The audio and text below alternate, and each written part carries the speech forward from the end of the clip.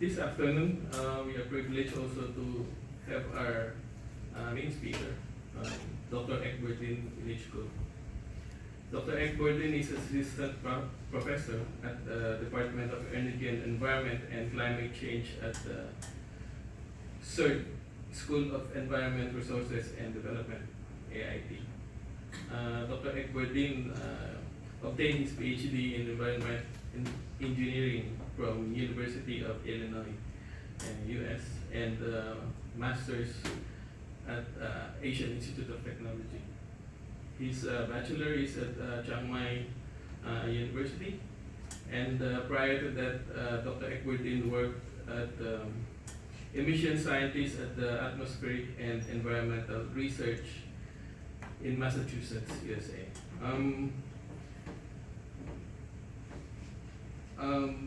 Air pollution control modeling, household emission distribution of mitigation scenarios, transportation emission reduction strategies, and air quality monitoring modeling are some of his expertise.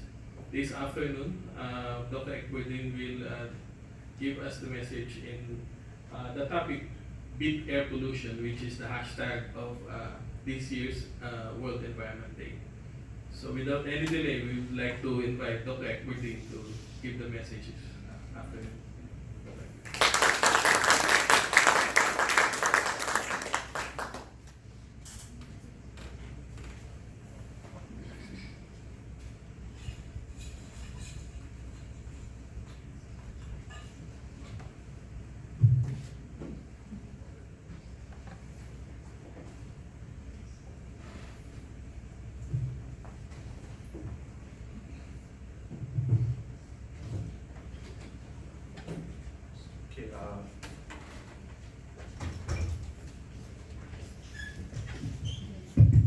Okay, good afternoon, everyone. So welcome to the talk. Today, as you know, this is the World Environment Day, and the theme of this year is going to be Beat Air Pollution. So in this talk, I'm going to give about background of air pollution. The first thing is maybe we need to do some basic understanding of what is air pollution. Then we're going to talk about the source of air pollution. What are the major sources that contribute to different types of air pollution in the atmosphere. Then we're going to go about the impact. We just touch a little bit on the impact on different types of health, environment, and others. Then I would like to give you an idea on why this year UN proposed the air pollution as one of the concerns, so that we can raise the issue on this. So that we're going to talk about some of the major air pollution problems around the world.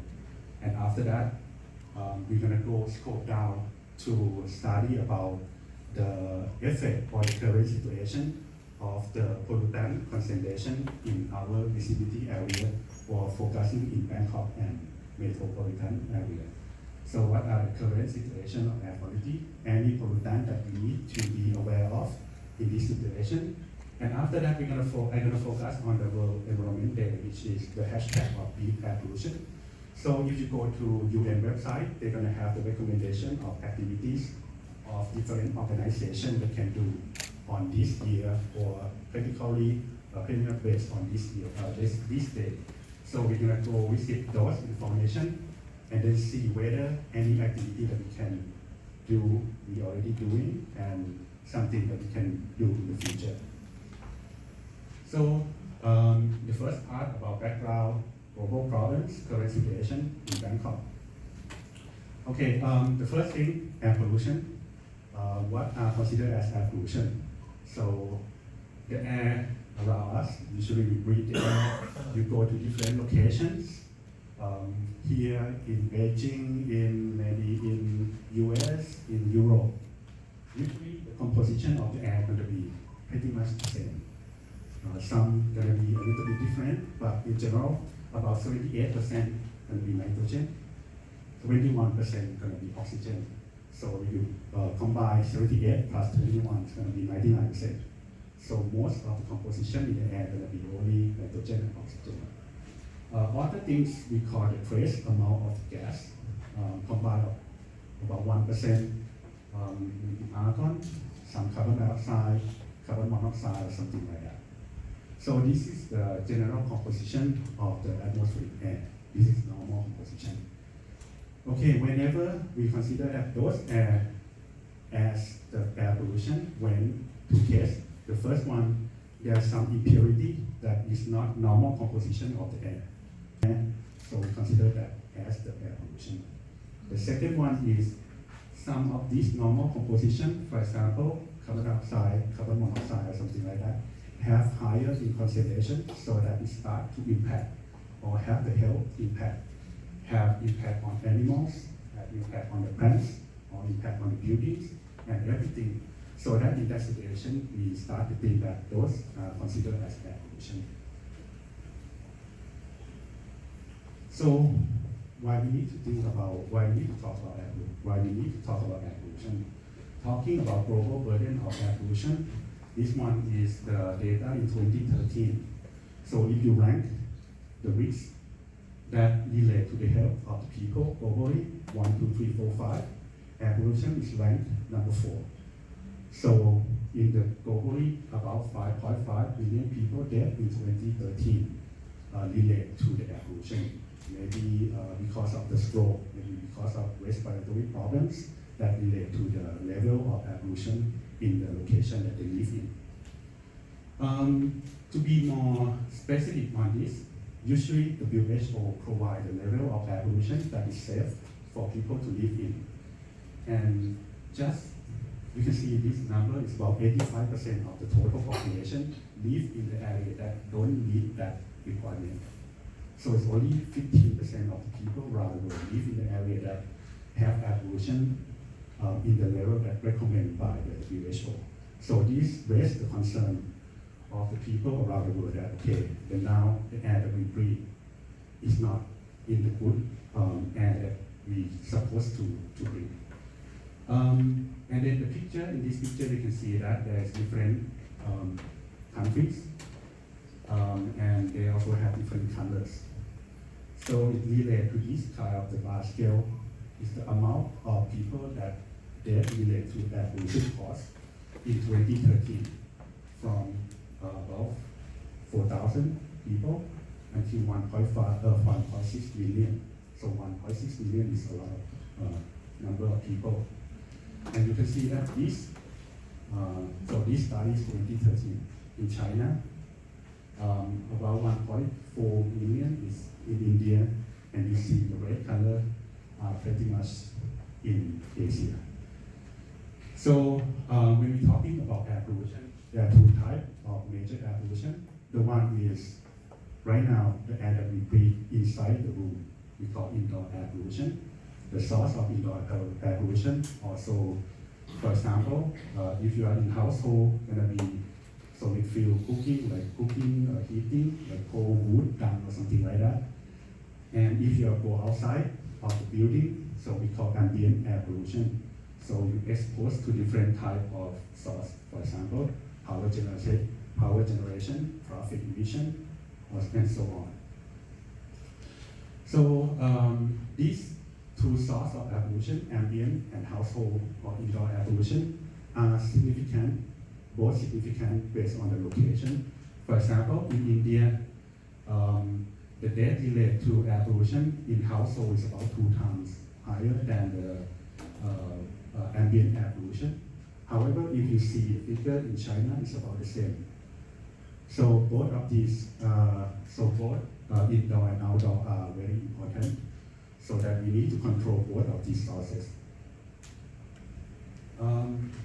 Then, if we're talking about source, what are the possible sources of air pollution? So actually, there are a lot of sources, but in general, we can separate into the source that coming from man-made, and that are the major source of air pollution.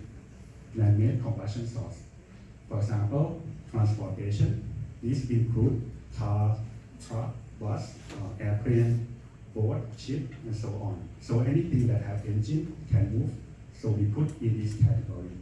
So if you have engine, you put in the fuel, you have the combustion chamber, and then those generate pollutant. If you go into the back of the bus or back of the truck, you can see from the tailpipe, you see smoke fume or smoke. Those are the particulate matters, black carbon, nitrogen, sulfur dioxide, something like that. Those are the pollutants that coming from transportation.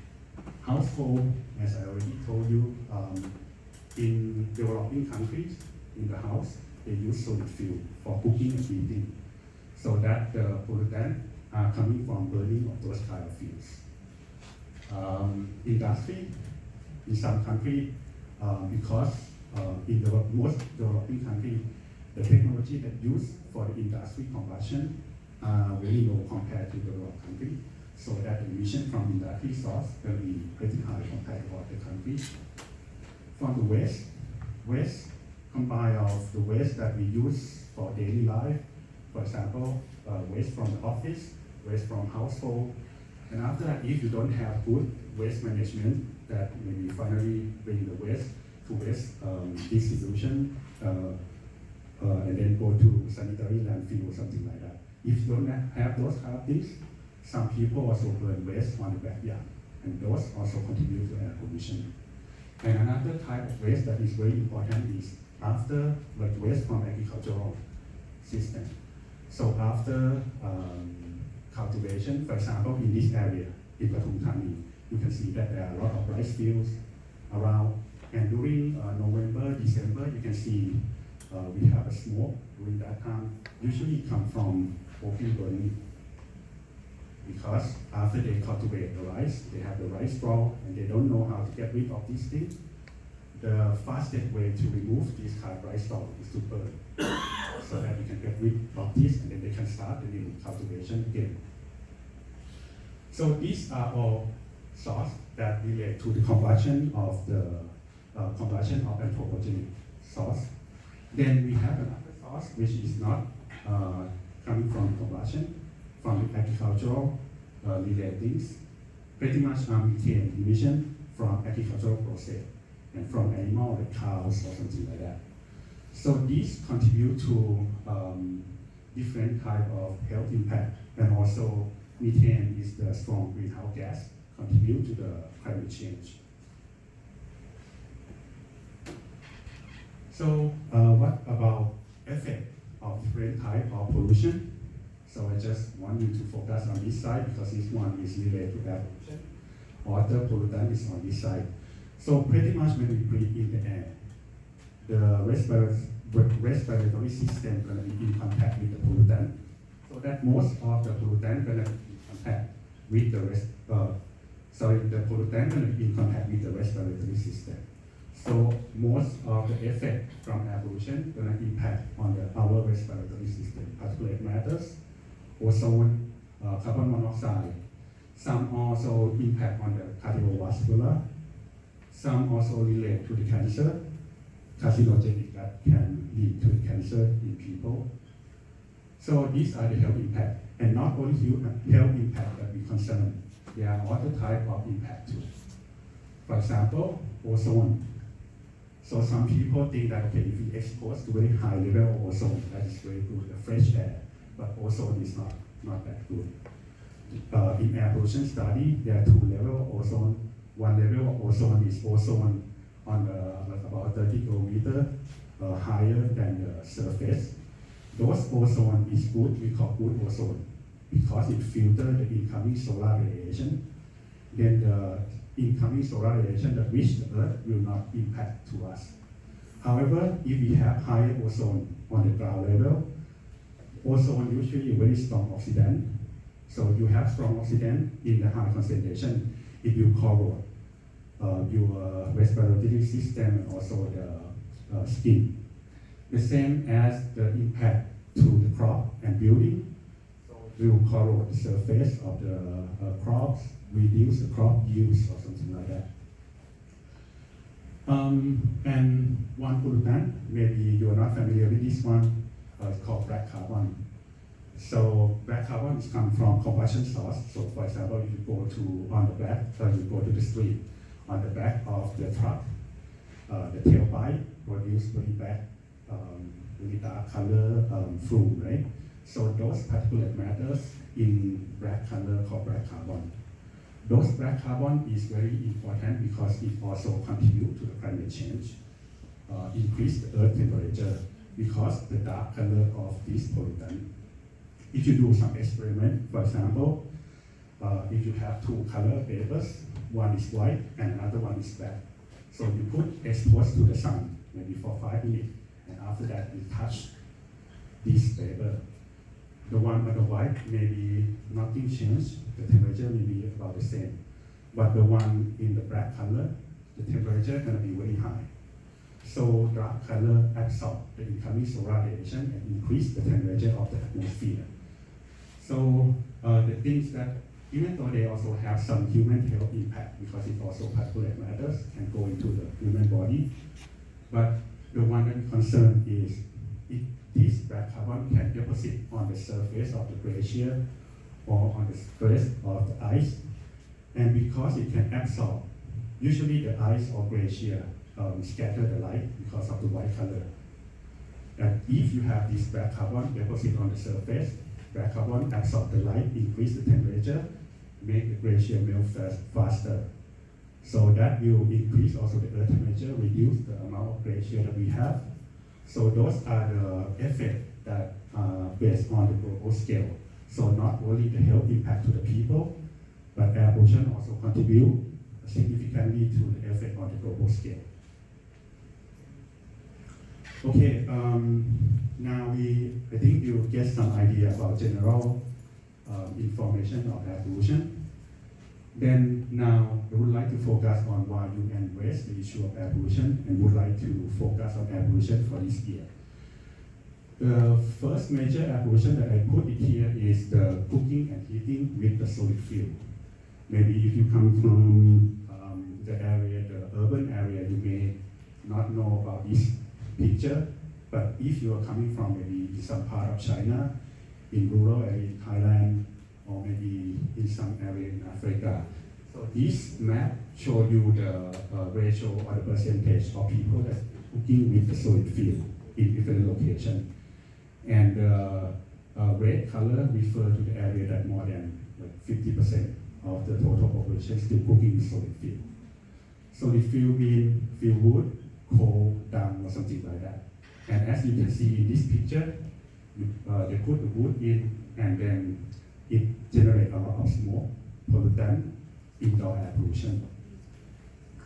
So this put a lot more concern because usually this will happen in low-income countries and also in rural areas. And people that responsible for cooking are women and children, because children usually get tagged along with their mom. And also if they have very young kid, like a baby or something, they usually carry the baby with them, and those people can be exposed to the air pollution, high level of air pollution all day. So this raises the issue to the global environment. There are several organizations that try to tackle these problems.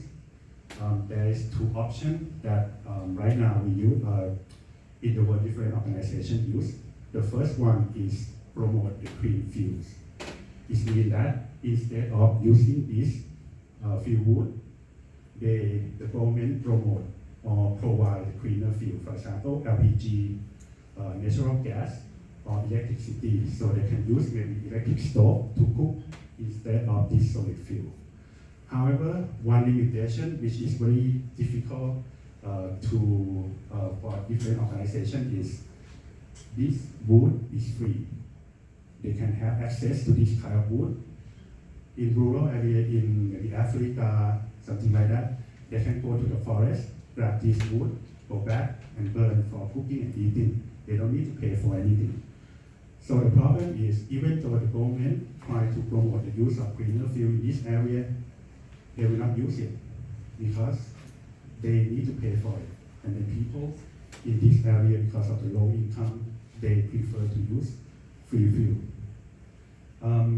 This option gonna be successful if there's some study that people will think about switching to a cleaner fuel when they have higher education, when they have higher income. So those kind of things may contribute to the area that may be changing from rural area to become urban area or something like that. So another option that usually have been promoted and a lot more successful in this location that people are more buying with free fuel is cleaner stove. So instead of providing cleaner fuel, the government provide these people with cleaner stove, so that if they have cleaner stove, they have higher efficiency stove, the amount of the fuel to cook gonna be less. The pollutant gonna be small. Sometimes they also have the chimney that divert the pollutant to outside environment, so that these people will be exposed to less pollutant. So these are the things that the government, the private organization, or the non-profit organization try to do to solve these kind of pollution problems. The second one that I would like to refer to is the PM2.5 episode. So the one that we exposed to during the beginning of this year, and I'm sure that it will come at the end of this year and beginning of next year again. And this PM2.5 episode problems is totally different from the first one that I talking about cooking and eating. This one usually the case of developing country in the rural area, but in this case, it's everywhere. In Seoul, in Bangkok, or even in Los Angeles. It depends on the source. At the AIT, we have a study by Professor Kim. She identified the major source as well mass burning, diesel vehicles, and secondary inorganic pollutants. Industry is about 5% contribution to the particulate matter problems in AIT. So in Bangkok, if you think about the way to reduce pollution during that period, so you should tackle this source, the mass burning, ban the burn of biomass in the rice field. Reduce the use of diesel vehicles, or maybe reduce the production activity or something like that of the industry in the area. In Los Angeles, this is different story. They also have traffic problems, and also they have contribution from forest fire. During this time, they have forest fire. So in air pollution, particularly for PM2.5 episode, the thing that you need to understand first is where the pollutant coming from. And then we try to reduce the pollutant at the source.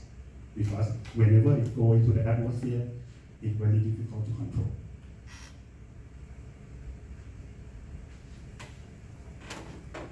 Okay, and then I could not go talking about air pollution without linking with climate change, because air pollution usually is linked with climate change significantly. Air pollution produce maybe CO2, greenhouse gas pollutant that relate to the climate change. And I think all of you know that climate change is not just increasing in temperature, but it shifts maybe in the season from different location. In some area, reduce the amount of maybe rain create drought in those areas. Some area increase more of the rain create flooding, and also increase the temperature, reduce the amount of the glaciers. So air pollution also relate to climate change, and those have high impact, and one of the concern in the global scale right now. Okay, we go around the globe talking about air pollution problems, why UN put air pollution as one of the major issues in this year. And now I would like to go back to our area, in Bangkok area, and then we're going to spend some time learning about what pollutant that we need to concern in this area. We still need to concern for any pollutant in this location. So the first information that we want to know, or we need to have in order to learn about the trend or the concentration of pollutant in this area, is the monitoring station. We need to have air quality monitoring station in order to learn the concentration of the pollutant, different pollutant in the area. We are lucky in Thailand that the government spent a lot of money to set up different air quality monitoring stations.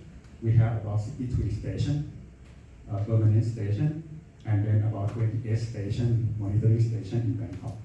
So this will give you the information on the trend, on what the current situation of different pollutants in those areas. We also have the mobile unit like this, carry all of the equipment to monitor the quality of the air in different locations. In some cases that we have accidentally spill of some pollutant or have some concern of the people in the area. So pollution control department can send this mobile unit to measure the concentration of pollutant in those locations. Okay, this one is the current situation of air quality in Bangkok in different pollutants that measure from Pollution Control Department monitoring station. Would like you to focus on this pink and blue line. Those other colors are the amount of the registration number of cars in Bangkok. So usually we know that one of the major source of pollutant in Bangkok is cars, so that we put this as a reference that there is the increasing of the amount of vehicle registration in Bangkok every year. From 1997 to 2018, for all these four pollutants, sulfur dioxide, PM10, and ozone. You can see that NOx is reducing. This is the level of the standard. So it reducing for the past 5 years. We don't have problem with NOx pollutant anymore. Sulfur dioxide, the level of the standard, annual standard is about this, about 40 ppb, and then the level is about 5 ppb, so we are safe for sulfur dioxide. PM10, you can see that the trend is going down lower than the standard, so it should be okay for PM10 too. Ozone, because this one is the annual concentration, we don't have standard for annual concentration for ozone. But as you can see that the trend is increasing. So we need to keep an eye on ozone concentration. Ozone is a little bit tricky pollutant because ozone is not primary pollutant. This means that it's not directly emitted from the source. So if you go into the tailpipe, you grab that pollutant and then do the analysis. You can see NOx, you will get SOx, you will get PM, but you will not get ozone. Because ozone didn't emit directly from the source, but it developed in the atmosphere. If in the atmosphere you have hydrocarbon, you have volatile compound, you have NOx, you have sunlight, then it's gonna generate ozone. So ozone is a little bit tricky, and then the trend you can see that even though the concentration we don't have standard for annual standard to compare with, but the concentration starts to increase. So we need to keep an eye on this pollutant. Okay, now we're going to focus on PM 2.5, which we have problems during the period of winter time. You can see that we start to have monitoring station for from 2011 up to 2018. This is the annual standard, it's about 25. The concentration, average concentration, annual concentration that we measure is about 30 and then reduced to about 27. Which is still a little bit above the standard. But you can see that if you put the trend line, we still see the trend of pollutant reduced in the this PM2.5 concentration that we reduce every year. However, this put in one concern that why we have very difficult time last time. We could not see the sky during the period of maybe November until March last year. So if you go down into seeing 24-hour average concentration, we plot this from January to December. You can see that this is the standard level of 50 microgram per cubic meters. The level between November start to be higher than the standard Sunday, and then continue to be about April. So during this period of the time, you're going to have very high concentration of PM2.5. And this one, we start to have the concentration monitoring start from 2011.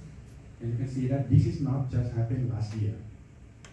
It happened long time ago, since we have the monitoring station for PM2.5. So we can estimate that by the end of this year, during November, December, until March next year, we're going to see the same trend of PM2.5. And we may not see the sky again during that time. So, in conclusion, the pollutant that you need to be concerned of right now is PM2.5 during the winter time, and then keep an eye on ozone concentration. However, one of the ozone, so when you concern about pollutant PM2.5, you know that the concentration is high because you cannot see the sky, right? You see the hazy sky, so that you know that PM2.5 is high. But ozone is different. Ozone have no color. Whenever we have high ozone concentration, you will not know. You need to go check the information on the website. What is the current concentration of ozone? Luckily, our government also provide these kind of tools for you to access information.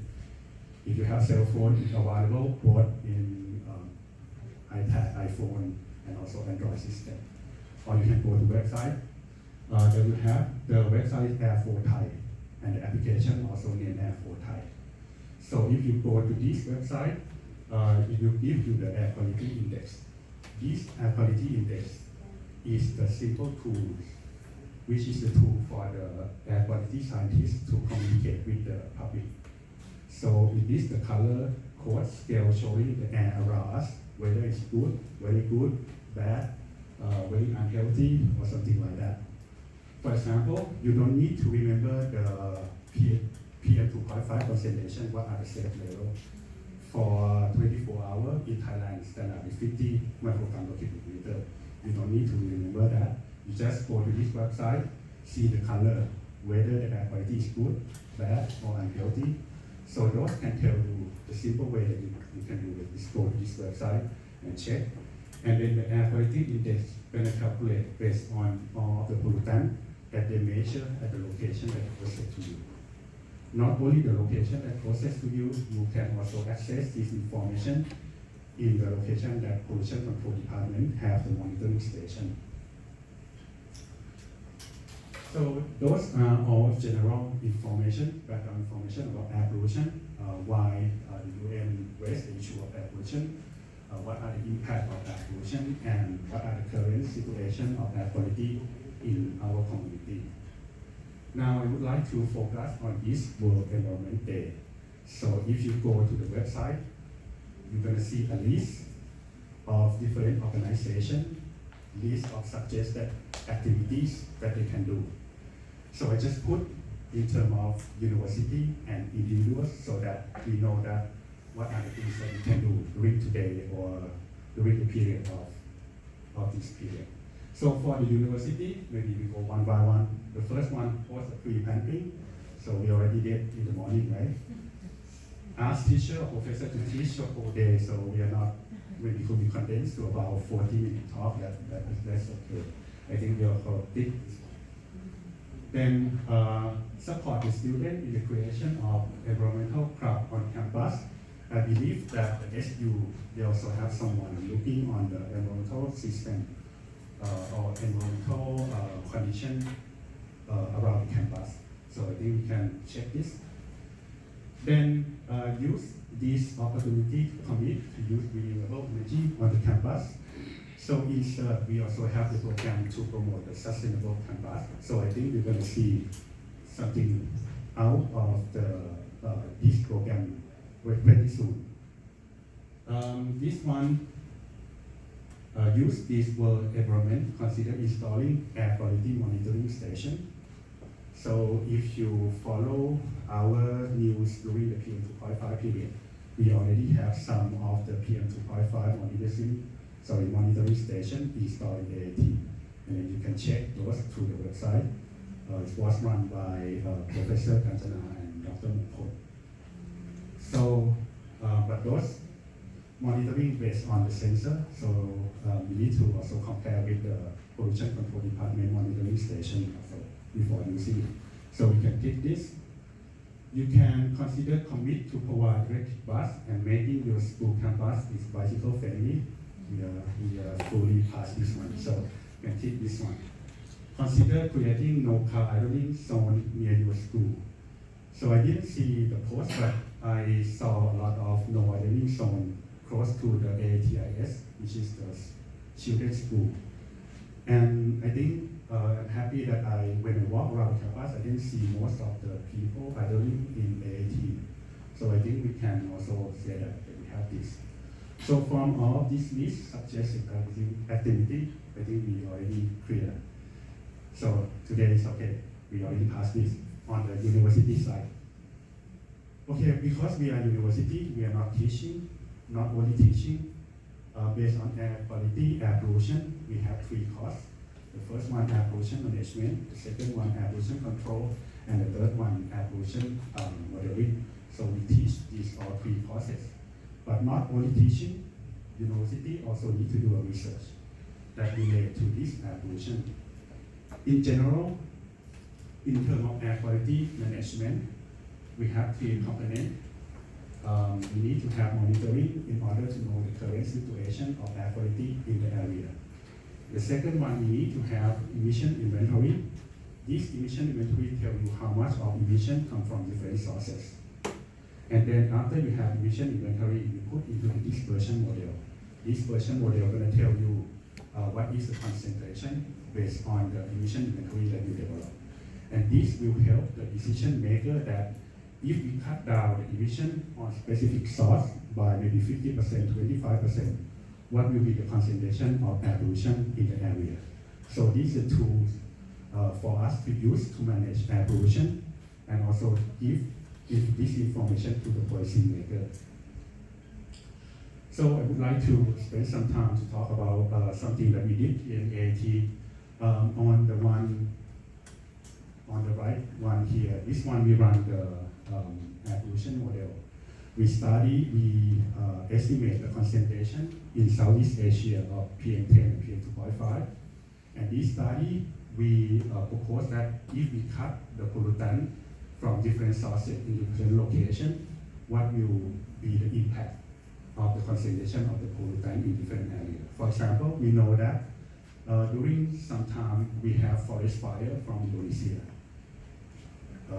What happens if Indonesia have better control of the forest fire, reduce those pollutants, and then what will be the concentration that change after we have that scenario? And then the second information is we study the source contribution.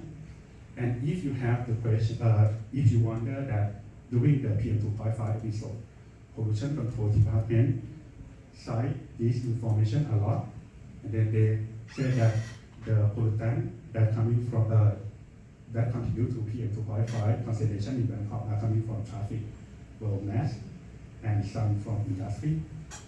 So those information based on the study in AAT. So you should probably be proud of that by Professor Kim. Yeah.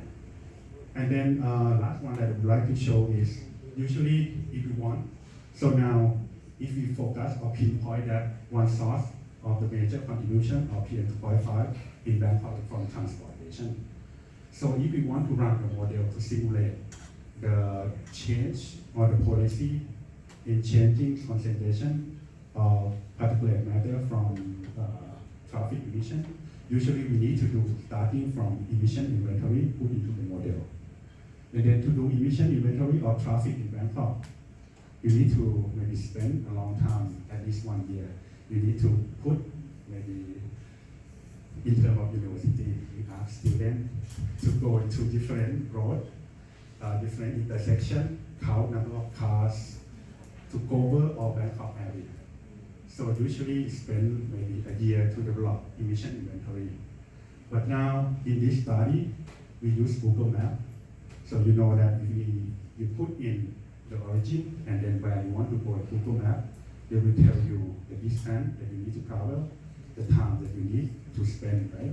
So those distance and time give you the speed, average speed of vehicle, because Google provide you use the information that on the cell phone. If everyone carry a cell phone and go along the street, they collect this information how fast you go, and then you can develop, you can estimate the average speed by using Google Maps. With average speed calculate and also with the width of the road, you can use the equation to estimate the amount of vehicles that are on the road at that time. And the amount of the vehicle on the road, you put into equation to estimate emission. You can estimate instant emission.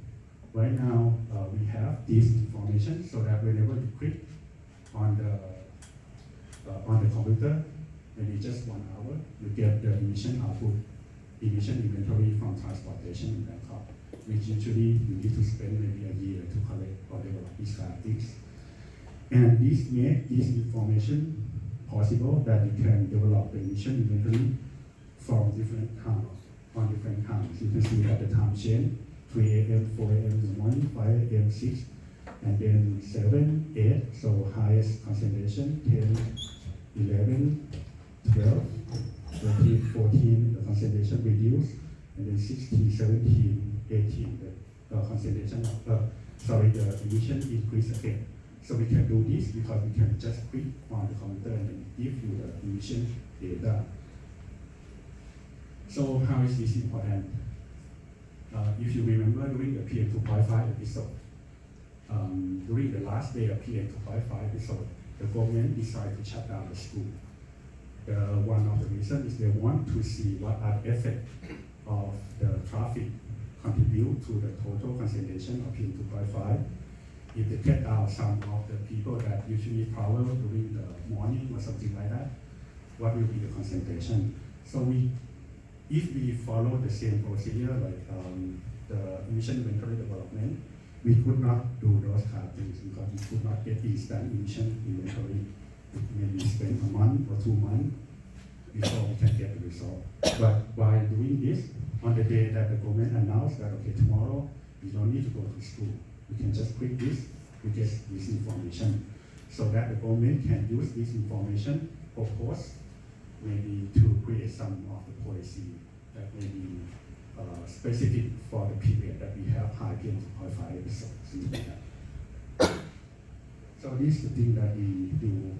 And because we are a university, we are not doing teaching and research. We also do training. So we do capacity building and training to the people so that they have aware of air pollution problems, and also they have some, they have access to some of the tools that they can use to tackle air quality management. Okay, skip from university to individuals. So this is more interesting. So one thing that we want to beat air pollution is to raise the awareness of the people.